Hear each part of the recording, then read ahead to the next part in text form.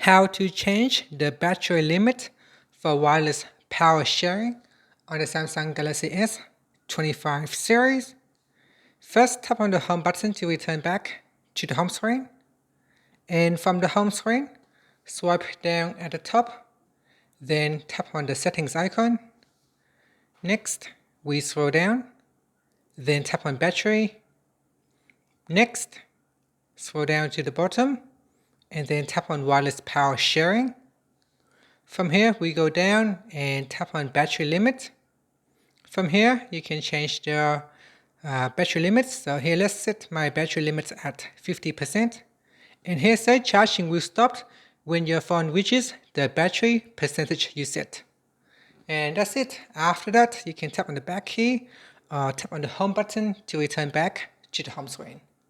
Thank you for watching this video. Please like and subscribe to my channel for more videos.